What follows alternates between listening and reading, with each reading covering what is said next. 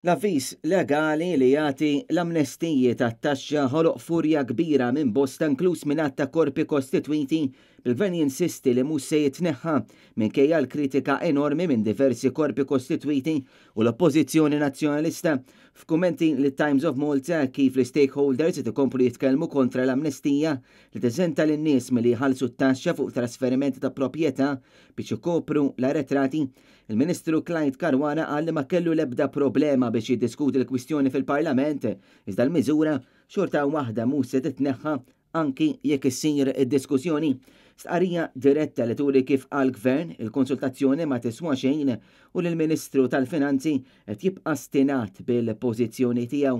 Din il-miżura tal-amnestija kienet introdotta baxx permezz ta' avviż legali aktar kmieni dan ix-xahar u tippermetti l dawk li għandhom arretrati ta' taxxa dovuti sa jannar 2021 li jħallsu kwalunkwe ħlas dovut fuq trasferiment ta' proprjetà mixtrija qabel Marzu kontra l-arretrati tagħhom. Il-Partit Nazzjonalista diġà ressaq mozzjoni fil-Parlament biex jirevoka dan l-avviż legali kontroversjali fejn qal li għandu riservi li għandhom jiġu indirizzati. Ħafna korpi kostitwiti qed jgħidu li dan l-avviż legali huwa wieħed ta' diskriminazzjoni għaliex mhux ġust fil-konfront ta' dawk il-persuni li tul il-pandemija dejjem ħallsu it-taxxi u għadhom iħallsu t-taxxi sal-lum b'ħafna qed jisqu li din il-miżura li daħħal il-Gvern hija biex jiffavorixxi biss lil ftit.